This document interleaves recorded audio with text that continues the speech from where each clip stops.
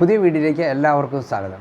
ഇന്ത്യയിലെ ഏറ്റവും പ്രശസ്തമായ മെഡിക്കൽ ഗവേഷണ സ്ഥാപനമായ Indian council of medical research ICMR ഈ അടുത്ത കാലത്ത് പുറപ്പെടുവിച്ച ഒരു ഗൈഡ് ലൈൻസ് നിങ്ങൾ പലരും ശ്രദ്ധിച്ചിട്ടുണ്ടായിരിക്കാം.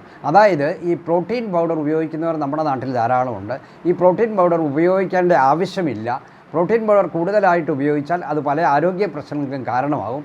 പ്രോട്ടീൻ പൗഡറിന് പകരം നമ്മൾ ബാലൻസ്ഡ് ഡയറ്റിൽ കിട്ടുന്ന പ്രോട്ടീൻ കഴിച്ചാൽ മതി എന്നിവയാണ് ആ ഗൈഡ് ലൈൻസിൻ്റെ പ്രധാന പോയിൻറ്റുകൾ. അപ്പോൾ ആ ഗൈഡ് ലൈൻസിനെ പറ്റി അല്പം കൂടി വിശദമായിട്ട് നമ്മൾ ഇന്ന് ചർച്ച ചെയ്യുകയാണ്. അപ്പോൾ നമ്മുടെ ചെറുപ്പക്കാർ അതുപോലെ തന്നെ ജിമ്മിൽ പോകുന്ന ആൾക്കാർ ഒക്കെയാണ് ഈ പ്രോട്ടീൻ പൗഡർ കൂടുതലായിട്ട് ഉപയോഗിക്കുന്നത്. അവരുപയോഗിക്കുന്നത് പേശികൾക്ക് വലിപ്പം വെക്കുവാനും കൂടുതൽ സ്ട്രെങ്ത് ലഭിക്കുവാനും വേണ്ടിയാണ്. പക്ഷേ ICMR പറയുന്നത് പേശി വളർച്ച കാര്യമായിട്ടൊന്നും ഉണ്ടാകുന്നില്ല, അല്പം ചെറിയ വളർച്ച മാത്രമേ ചിലരിൽ ഉണ്ടാകാറുള്ളൂ. അതുപോലെ തന്നെ സ്ട്രെങ്തിൻ്റെ കാര്യം എടുക്കുകയാണെങ്കിൽ ഒട്ടും തന്നെ സ്ട്രെങ്ത് ഉണ്ടാകുന്നില്ല. മാത്രവുമല്ല അത് ഉപയോഗിക്കുന്നതുകൊണ്ട് പല ആരോഗ്യ പ്രശ്നങ്ങളും ഉണ്ടാകുന്നുണ്ട് എന്നാണ്. പേശി വളർച്ച അല്പമെങ്കിലും ഉണ്ടാകണമെങ്കിൽ ഈ പ്രോട്ടീൻ പൗഡർ കഴിക്കുന്നതിനോടൊപ്പം അവർ റെസിസ്റ്റൻസ് എക്സസൈസ് കൂടി ചെയ്താലേ അവരുടെ മസിലിന് അല്പമെങ്കിലും വലിപ്പം വെക്കൂ എന്നാണ് പറയുന്നത്. പിന്നെ ചില വിദ്വാൻമാരുണ്ട്, അതായത് കൂടുതൽ പ്രയോജനം കിട്ടാൻ വേണ്ടി കൂടുതൽ പ്രോട്ടീൻ പൗഡർ കഴിക്കുന്നവരുണ്ട്. ICMR പറയുന്നത് അങ്ങനെ കൂടുതൽ പ്രോട്ടീൻ പൗഡർ കഴിക്കുന്നതും ശരിയല്ല എന്നുള്ളതാണ്. അതാണ് അപകടങ്ങൾ വിളിച്ചു വരുത്താൻ കൂടുതലും കാരണമാകുന്നത്. അപ്പോൾ എന്തൊക്കെയാണ് ഈ പ്രോട്ടീൻ പൗഡർ കഴിച്ചാലുണ്ടാകുന്ന അപകടങ്ങൾ എന്ന് നമുക്ക് ആദ്യം തന്നെ ഒന്ന് നോക്കാം. അത് നമ്മുടെ എല്ലിൻ്റെ മിനറൽസിൻ്റെ ഘടനയെ ബാധിക്കാം. പല മിനറൽസും നമുക്ക് എല്ലിൽ നിന്ന് നഷ്ടപ്പെടാൻ സാധ്യതയുണ്ട്. അതുപോലെ തന്നെ കൂടുതൽ പ്രോട്ടീൻ ചെന്ന് കഴിഞ്ഞാൽ കിഡ്നിയുടെ പ്രവർത്തനത്തെ അത് ബാധിക്കാം. നമ്മുടെ രക്തത്തിലെ യൂറിക് ആസിഡ് ചിലപ്പം കൂടാൻ സാധ്യതയുണ്ട്. അതുകൂടാതെ അതിനകത്ത് ആഡഡ് ഷുഗർ ചേർക്കുന്നുണ്ട്. അത് empty കലോറിക് ഫുഡാണ്. അതിനകത്ത് പോഷകങ്ങളൊന്നുമില്ല, അതേസമയത്ത് കാലറി ധാരാളമായിട്ട് എത്തിക്കുന്നുണ്ട്. അതിനകത്ത് സ്വീറ്റനിങ് ഏജൻസി ചേർക്കുന്നുണ്ട്.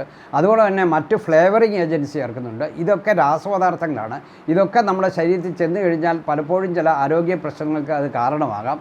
പിന്നെ വേ പ്രോട്ടീനെ പറ്റി നിങ്ങൾ കേട്ടിട്ടുണ്ട്. ആ വേ പ്രോട്ടീനും കൂടുതലായിട്ട് നമ്മുടെ ഉള്ളിൽ ചെന്ന് കഴിഞ്ഞാൽ നമുക്ക് ഈ ലൈഫ് സ്റ്റൈൽ ഡിസീസ് പോലെയുള്ള രോഗങ്ങൾ ഉണ്ടാകാൻ സാധ്യത കൂടുതലാണ് എന്നാണ് ICMRൻ്റെ പഠനങ്ങൾ വ്യക്തമാക്കുന്നത്. അപ്പോൾ ഇങ്ങനെ പലവിധ അപകടങ്ങളാണ് പ്രോട്ടീൻ പൗഡർ കൂടുതലായി നമ്മുടെ ശരീരത്തിൽ ചെന്നാൽ ഉണ്ടാകുന്നത്. അപ്പോൾ ഈ പ്രോട്ടീൻ പൗഡർ അങ്ങനെ ഉപയോഗിക്കേണ്ട കാര്യമില്ല.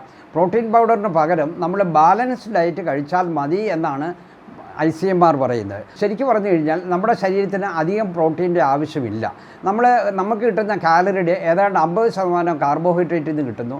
അതുപോലെ തന്നെ 30% കൊഴുപ്പിൽ നിന്ന് കിട്ടുന്നു. പോയിട്ട് 20% മാത്രമേ നമുക്ക് പ്രോട്ടീനിൽ നിന്ന് ലഭിക്കേണ്ടതായിട്ടുള്ളൂ. 75 വയസ്സുള്ള ഒരാൾക്ക് ഏതാണ്ട് 65 ഗ്രാം പ്രോട്ടീൻ ദിവസവും മതിയാവും. അത് നമ്മൾ കഴിക്കുന്ന ബാലൻസ്ഡ് ഡയറ്റിൽ കൂടി തന്നെ നമ്മുടെ ശരീരത്തിൽ എത്തും എന്നാണ് ICMR പറയുന്നത്. അപ്പോൾ ഈ ബാലൻസ്ഡ് ഡയറ്റ് കഴിക്കുമ്പോൾ നമ്മുടെ ശരീരത്തിന് ആവശ്യമായ എല്ലാ പോഷകങ്ങളും ശരീരത്തിന് വേണ്ട അളവിൽ ഉണ്ടായിരിക്കണം. അതാണ് ബാലൻസ്ഡ് ഡയറ്റ് എന്ന് നിങ്ങൾക്ക് എല്ലാവർക്കും അറിയാം. അപ്പോൾ ഈ ബാലൻസ്ഡ് ഡയറ്റ് തിരഞ്ഞെടുക്കുമ്പോൾ അതിൽ ചില ഭക്ഷണ പദാർത്ഥങ്ങൾ നമ്മൾ പ്രത്യേകം ഉൾക്കൊള്ളിക്കണം. നമ്മൾ വെജിറ്റേറിയൻ ആയിട്ടുള്ള ആൾക്കാരുണ്ട്, അതുപോലെ തന്നെ നോൺ വെജിറ്റേറിയൻ ആയിട്ടുള്ള ആൾക്കാരുണ്ട്. ഇവ രണ്ടും പ്രത്യേകം ശ്രദ്ധിക്കേണ്ടത് നമ്മൾ അതിൻ്റെ കൂടെ കുറച്ച് ധാന്യങ്ങൾ ഉൾപ്പെടുത്തണം. അതുപോലെ തന്നെ പയറുവർഗ്ഗങ്ങളും നമ്മൾ ഉൾപ്പെടുത്തണം.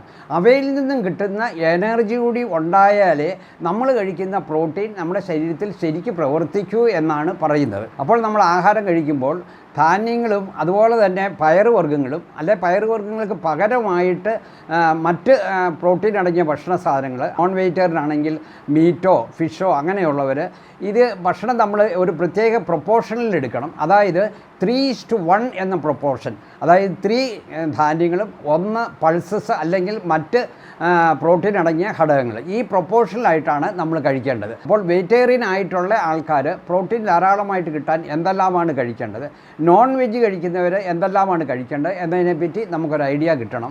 സാധാരണഗതിയിൽ വെജിറ്റേറിയൻ കഴിക്കുന്നവർക്ക് പ്രോട്ടീൻ്റെ കുറവുണ്ടാകാം എന്നാണ് പലരും പറയുന്നത്. കാരണം ഈ നോൺ വെജ് കഴിക്കുന്നവരാണ് മീറ്റും മറ്റും കഴിക്കുന്നത്. അതായത് സസ്യങ്ങളല്ലാത്ത ഭക്ഷണങ്ങളിലാണ് എല്ലാ അമിനോ ആസിഡുകളും ഉള്ളത്. അതായത് ആനിമൽ പ്രോട്ടീൻ എപ്പോഴും ഒരു കംപ്ലീറ്റ് പ്രോട്ടീനാണ്. അതിനകത്ത് എല്ലാ അമിനോ ആസിഡുകളും ഉണ്ട്. ഏതാണ്ട് 20 അമിനോ ആസിഡുകളാണ് നമ്മുടെ ശരീരത്തിന് വേണ്ടത്. അതാണ് പ്രോട്ടീൻ്റെ ഘടകം. അതിൽ ഏതാണ്ട് 9 എണ്ണം നമ്മുടെ ശരീരത്തിൽ ഉൽപ്പാദിപ്പിക്കുന്നില്ല. അതിനെ എസൻഷ്യൽ അമിനോ ആസിഡ് എന്നാണ് പറയുന്നത്. അപ്പോൾ അതെല്ലാം ഈ ആനിമൽ പ്രോട്ടീൻ ഉണ്ട്. അപ്പോൾ വെജിറ്റേറിയൻ ഫുഡ് കഴിക്കുന്നവർക്ക് ഈ എല്ലാ അമിനോ ആസിഡുകളും കിട്ടുകയില്ല എന്ന ഒരു ധാരണ ചിലർക്കുണ്ട്. അത് ശരിയല്ല. നമ്മൾ വെജിറ്റേറിയൻ ഫുഡ് കഴിച്ചു കഴിഞ്ഞാലും നമുക്ക് ഒരു ബാലൻസ്ഡ് ഡയറ്റ് ആണെങ്കിൽ നമ്മുടെ ശരീരത്തിന് ആവശ്യമായുള്ള എല്ലാ അമിനോ ആസിഡുകളും അതിൽ നിന്ന് തീർച്ചയായിട്ടും ലഭിക്കും. അപ്പോൾ നമ്മൾ വെജിറ്റേറിയനായിട്ട് ഫുഡ് കഴിക്കുന്നവർ ചില പ്രത്യേക കാര്യങ്ങൾ ശ്രദ്ധിക്കുക. അവർ പൾസസ് അല്ലെങ്കിൽ പയറുവർഗ്ഗങ്ങൾ ധാരാളമായിട്ട് കഴിക്കണം. നമ്മുടെ ചെറുപയറുണ്ട്, വൻപയറുണ്ട്, അതുപോലെ തന്നെ ഉഴുന്നുണ്ട്, കടലയുണ്ട്, അങ്ങനെയുള്ള പയറുവർഗ്ഗങ്ങൾ, അതുപോലെ തന്നെ ബീൻസ്, അച്ചങ്ങാപ്പയർ തുടങ്ങിയവ ഉപയോഗിക്കുക. ധാന്യങ്ങളിനകത്തൊക്കെ പ്രോട്ടീനുണ്ട്, ഓട്സിനകത്ത് പ്രോട്ടീനുണ്ട്. പിന്നെ നമ്മുടെ നട്ട്സിനകത്തെല്ലാം ധാരാളം പ്രോട്ടീനുണ്ട്. ബദാം പരിപ്പിനകത്തുണ്ട്, വാൾനട്ടിനകത്തുണ്ട്, കാഷ്യൂനട്ടിനകത്തുണ്ട്, പീനട്ടിനകത്തുണ്ട്, പംകിൻ സീഡ്, ഫ്ലാക്സ് സീഡ്, ഇവയിലൊക്കെ പ്രോട്ടീൻ ധാരാളമുണ്ട്. അപ്പോൾ ഇങ്ങനെ വിവിധ തരത്തിലുള്ള ഭക്ഷണ സാധനങ്ങൾ നമ്മൾ ഉൾക്കൊള്ളിക്കുകയാണെങ്കിൽ നമുക്ക് എല്ലാ അമിനോ ആസിഡുകളും വെജിറ്റേറിയൻ ആണെങ്കിലും നമ്മുടെ ശരീരത്തിൽ എത്തിക്കും. അതുപോലെ തന്നെ ആനിമൽ സോഴ്സ് ഓഫ് പ്രോട്ടീൻ ഉണ്ട്. അത് നിങ്ങൾക്ക് എല്ലാവർക്കും അറിയാം. മീറ്റിനകത്തുണ്ട്. റെഡ് മീറ്റ് കഴിവതും ഉപയോഗിക്കാതിരിക്കുന്നതാണ് നല്ലത്. കാരണം അതിനകത്ത് സാച്ചുറേറ്റഡ് ഫാറ്റ് കൂടുതലുണ്ട്. പ്രോട്ടീൻ ധാരാളമുണ്ട് എന്നുള്ളത് ഒരു അഡ്വാൻറ്റേജ് തന്നെയാണ്. മറ്റ് ചിക്കൻ കഴിക്കാം, അതുപോലെ തന്നെ ഫിഷ് കഴിക്കാം, എഗ്ഗ് കഴിക്കാം, പാല്, ഇവയിലൊക്കെ ധാരാളമായിട്ട് പ്രോട്ടീൻ അടങ്ങിയിട്ടുണ്ട്. അപ്പോൾ ICMR പറയുന്നത് ഈ പ്രോട്ടീൻ പൗഡർ നമ്മുടെ ശരീരത്തിന് ആവശ്യമില്ല. ആ സപ്ലിമെൻറ്റ് നമ്മൾ കഴിക്കാതിരിക്കുന്നതാണ് നല്ലത്.